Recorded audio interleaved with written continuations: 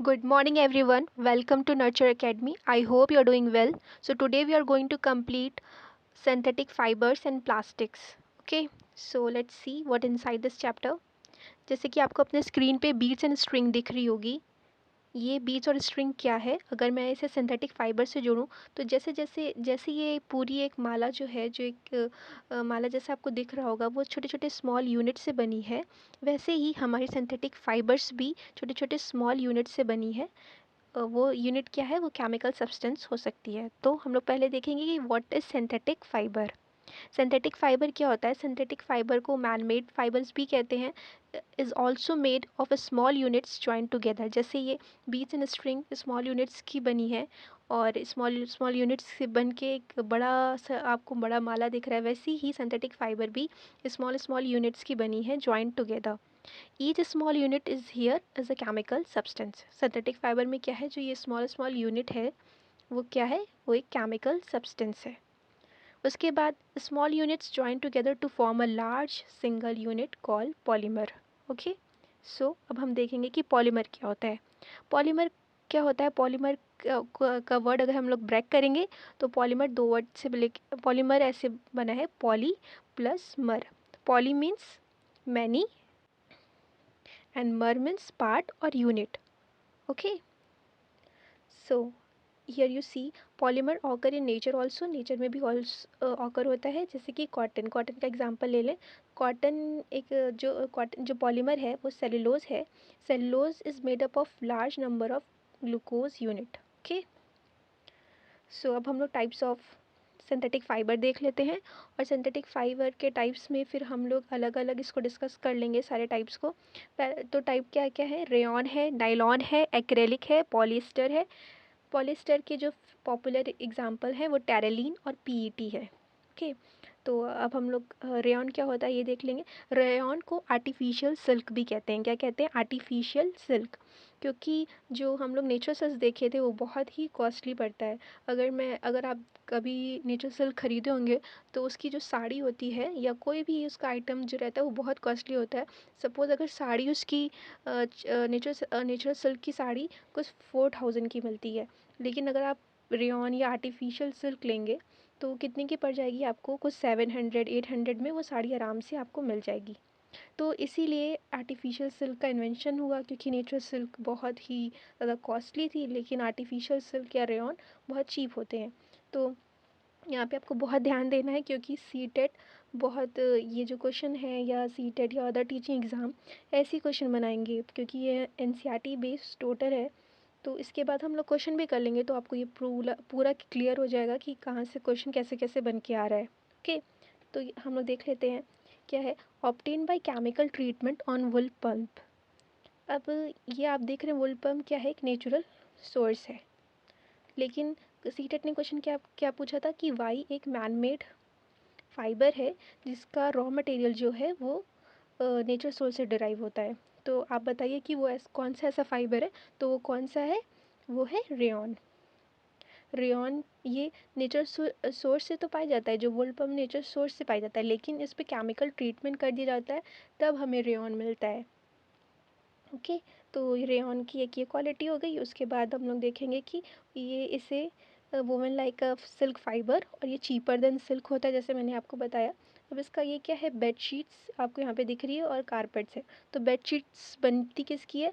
एक उसमें रेयॉन रहता है और कॉटन। और कारपेट कैसे बनता है? उसमें रेयॉन प्लस वुल रहता है। ओके, उसके बाद हम लोग ने फिर हम लोग ने नायलॉन देख लेते हैं। नायलॉन क्या है? मैन मेड फाइबर ये भी है। मैन मेड फाइबर है जो 1931 में डिस्कवर हुआ था, और ये फर्स्ट फुली सिंथेटिक फाइबर है। इसमें कोई भी जो रॉ मटेरियल है वो नेचुरल सोर्स का नहीं है। ये बना किससे? Prepared from coal, air, coal plus air plus water. Okay, उसके बाद जो नायलॉन की जो क्वालिटीज़ है वो देखना इम्पॉर्टेंट है, क्योंकि क्वालिटीज़ में से भी कभी कभी क्वेश्चन बन के आ जाता है। तो इनकी क्वालिटीज़ क्या क्या है? ये स्ट्रॉन्ग होते हैं, इलास्टिक होते हैं, लाइट होते हैं, लस्टरस होते हैं, और कहा जाता है कि ये stronger than steel wire. Steel wire से भी ज़्यादा स्ट्रॉन्गर होते हैं। जैसे कि हम लोगों ने देखा था कि जो सिल्क फाइबर है जो नेचुरल सिल्क फाइबर है वो स्ट्रॉन्ग, उसके जो स्टील फाइबर के कंपैरेबल में स्ट्रॉन्ग होता है। वैसे ही नायलॉन जो एक आर्टिफिशियल मैन मेड है, वो भी स्ट्रॉन्गर देन स्टील वायर। तो इसका एग्जांपल क्या हो सकता है?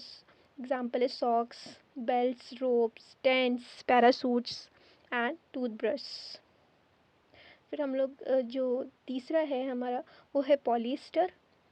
तो हम लोग पॉलिएस्टर के बारे में देख लेते हैं। पॉलिएस्टर की क्वालिटीज़ के बारे में, कैरेक्टरिस्टिक्स के बारे में जान लेते हैं। तो पॉलिएस्टर भी क्या है? सबसे पहले पॉलिएस्टर एक सिंथेटिक फाइबर है। क्या है? सिंथेटिक फाइबर है। और ये does not wrinkle easily, easy to wash है, suitable for making dress material.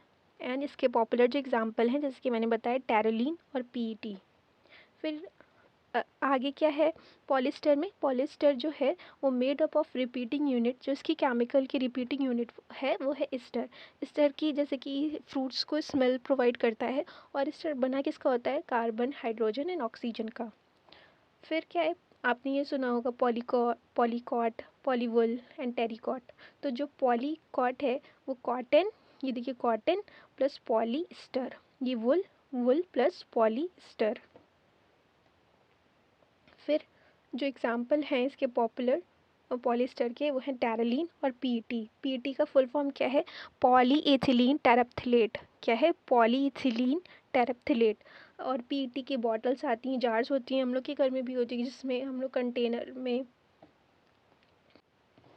ये पीईटी के जार्स हैं और कंटेनर्स हैं, जैसे कि आपको स्क्रीन पे दिख रहा है। उसके बाद हम लोग देख लेते हैं एक्रेलिक। ओके, एक्रेलिक के बारे में हम लोग देख लेते हैं। एक्रेलिक में क्या है कि एक्रेलिक एक रिसेंबल करता है किसको? नेचुरल वुल को।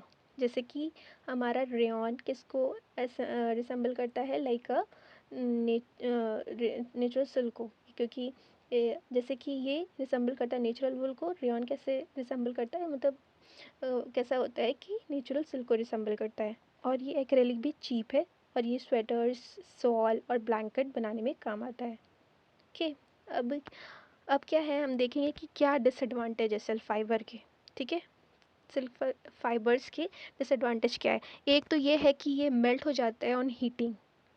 तो इसीलिए एडवाइस किया जाता है कि जब भी आप लोग किचन में काम करने जा रहे हैं या ऐसी जगह जा रहे हैं जहाँ फायर से रिलेटेड कोई वर्क हो रहा है, तो आप उस टाइम अवॉइड करिए वेयरिंग सिंथेटिक क्लोथ्स और fabric that can easily catch fire.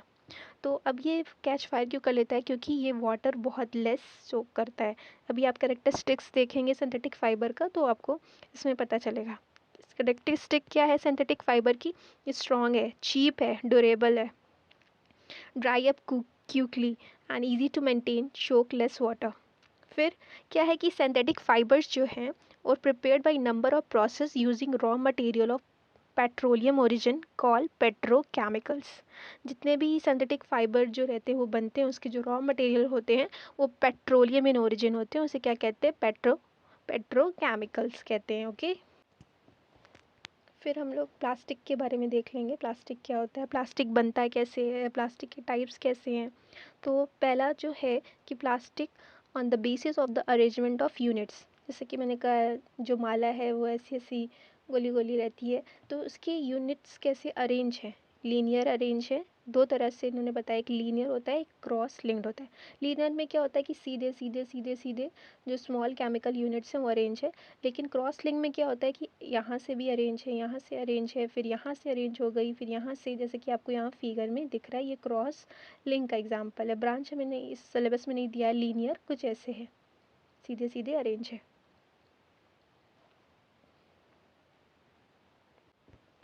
फिर हम लोग प्लास्टिक देखेंगे। प्लास्टिक जो है, प्लास्टिक क्या है? वो जो पॉलीथीन है वो एग्जाम्पल किसका है? प्लास्टिक का।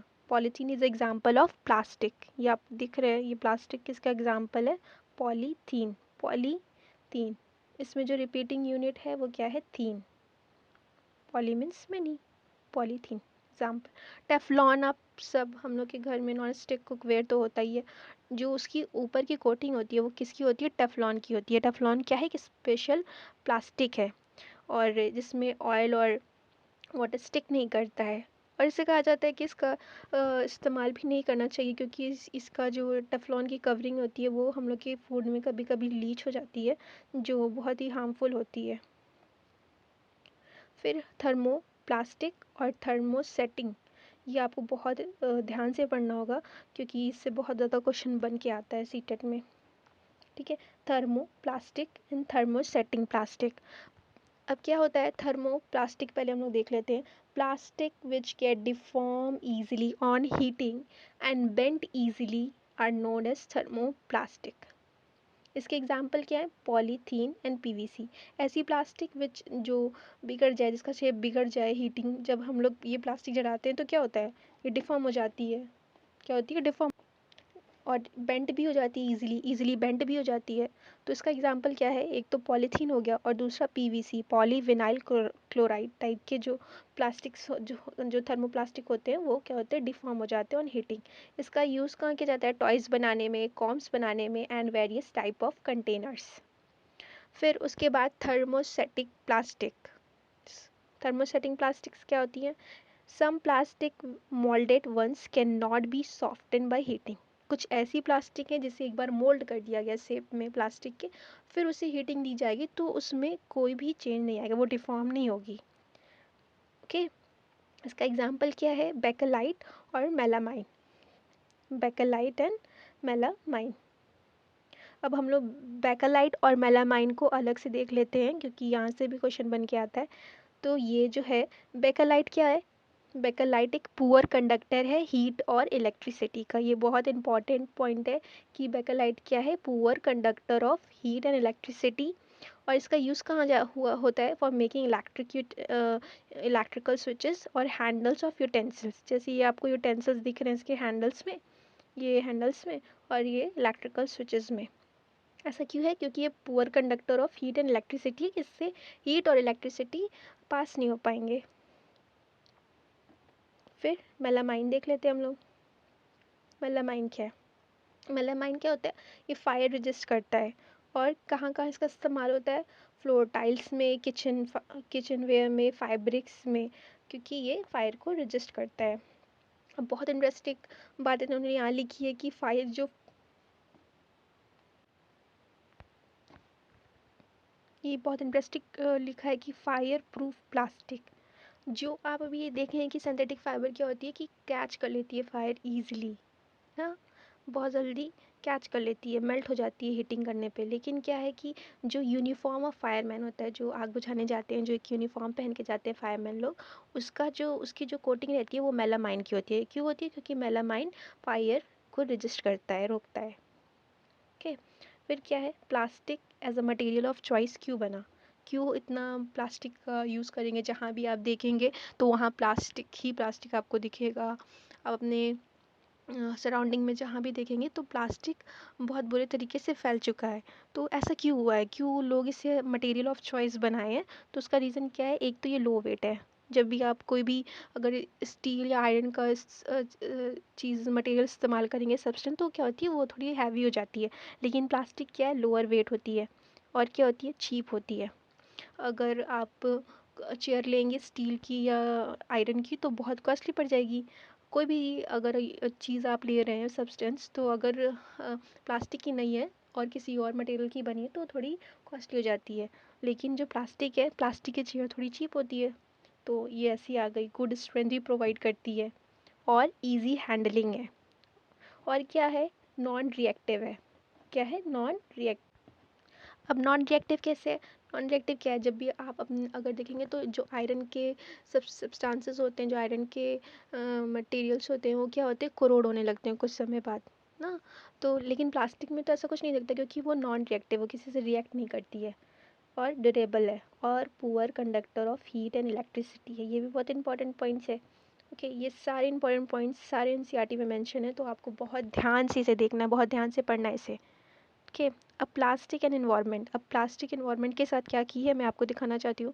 क्या है कि प्लास्टिक जो है वो पॉइजनस गैस रिलीज़ करती है ऑन बर्निंग। फिर जब इसे डंप किया जाता है तो ये बहुत सारा ईयर लेती है टू डिकम्पोज, और डिकम्पोज होती भी नहीं, ये बहुत ज़्यादा साल लेती है डिकम्पोज होने में, और एयर और इन्वायरमेंटल पॉल्यूशन कॉज करती है। अब बायोडिग्रेडेबल क्या होता है और नॉन बायोडिग्रेडेबल क्या होता है ये हम लोग देख लेते हैं। नेम से ही अगर आप देखेंगे बायो और डिग्रेडेबल मतलब टूटना, नॉन बायोडिग्रेडेबल जो ना टूटे बायोलॉजिकल वे से। तो क्या है बायोडिग्रेडेबल क्या है, which get decompose through natural process such as by action of bacteria. Non biodegradable क्या है, which does not easily decompose by natural process. Okay, अब हम लोग देख लेंगे कि कैसे कैसे कौन कौन सा वेस्ट कितना कितना टाइम लेता है और कौन बायोडिग्रेडेबल है नेचर में और कौन बायोडिग्रेडेबल नॉन बायोडिग्रेडेबल है। अब जैसे कि पील of vegetable fruits and left over of food stuff, ये कैसे हैं, ये बायोडिग्रेडेबल है नेचर में और 1 to 2 वीक्स लेते हैं और डिकम्पोज हो जाते हैं। पेपर क्या है, ये भी बायोडिग्रेडेबल है और 10 से 30 डेज लेता है। क्लोथ 2 to 5 मंथ लेता है, बायोडिग्रेडेबल है। वुड भी बायोडिग्रेडेबल है और 10 से 15 साल लेता है। और वुलन क्लोथ्स क्या है, ये सालों साल ले लेते हैं लेकिन बायोडिग्रेडेबल हैं इन नेचर में। लेकिन जो एल्युमिनियम है एंड अदर मेटल कैंस, ये 100 से 500 साल ले लेते हैं और नॉन बायोडिग्रेडेबल है। फिर प्लास्टिक बैग तो सेवरल ईयर ले लेते हैं और नॉन बायोडिग्रेडेबल हैं। तो प्लास्टिक क्या है, हमारी नॉन बायोडिग्रेडेबल है जो डिकम्पोज नहीं होगी बाय नेचुरल प्रोसेस। अब ये देखिए हम लोग ने अपने इन्वायरमेंट के साथ किया है, ये ओशन मरीन लाइफ्स हैं या ओशन में जो रहने वाले एनिमल्स हैं उनके साथ हम लोग ने क्या किया। ये देखिए प्लास्टिक फेंका और ये प्लास्टिक फिश के मुंह में फंस गई। ये टर्टल है, टर्टल नेट में फंस गया। सोचिए कितनी दिक्कत हो रही है हम लोग की लापरवाही से का लिए, और हम लोग जो केयरलेसली इसे फेंक देते हैं और इतना ज़्यादा यूज़ कर रहे हैं कि अब ये इनको परेशान करने लगा है। और ये फिगर देखिए, ये फिगर में आपको काऊ दिख रही होगी विच लुक्स वेरी इनोसेंट। अब ये क्या, अब ये खा क्या रही हैं, ये प्लास्टिक खा रही हैं क्योंकि हम लोग ने इतना प्लास्टिक कर दिया है। अब ये जब ये खाना ढूंढने जाती हैं तो ना खाने के नाम पे क्या मिलता है, प्लास्टिक, और ये खा भी लेती हैं। तो क्या करता है, क्या plastic material chokes the respiratory system, form a lining in their stomach which leads to death.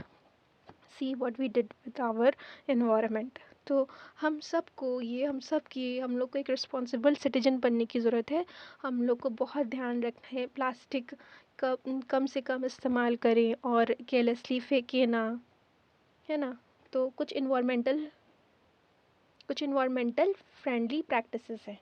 क्या है इन्वायरमेंटल फ्रेंडली प्रैक्टिसेस, क्या करना है, avoid avoid avoid plastic as far possible, ये हो गया। Use cotton and jute bags and use steel lunch box. Plastic के lunch box तो एवरीवेयर आपको देखने को मिलेंगे हर जगह, लेकिन अब आप क्या करिए, स्टील लंच बॉक्स का इस्तेमाल करिए। और and and do not throw plastic bag carelessly. इससे क्या होता है, इसमें ड्रेनेज में भी दिक्कत होती है। ड्रेनेज क्या होता है, क्लॉग हो जाता है, दिक्कत होती है। इसमें क्या है, आपको प्रैक्टिस 5 आवर करना है। 5 आवर में क्या है, reduce, reuse, recover, recycle and refuse. ये है, सीटेड आपको दे सकता है कि क्या है 5 आवर, तो आप ध्यान से देख लीजिए क्या है 5 5। एक है रिड्यूस, रिड्यूस करिए, फिर रीयूज़ करिए, बार बार इस्तेमाल करिए, रिकवर करिए, फिर क्या है रिसाइकल करिए एंड देन रिफ्यूज़ करिए। कितना प्रोसेस करेंगे तो हम लोग इन्वायरमेंट को बचा पाएंगे। आई होप कि आपको ये चैप्टर समझ में आया होगा और it will helpful for you. So thank you for watching.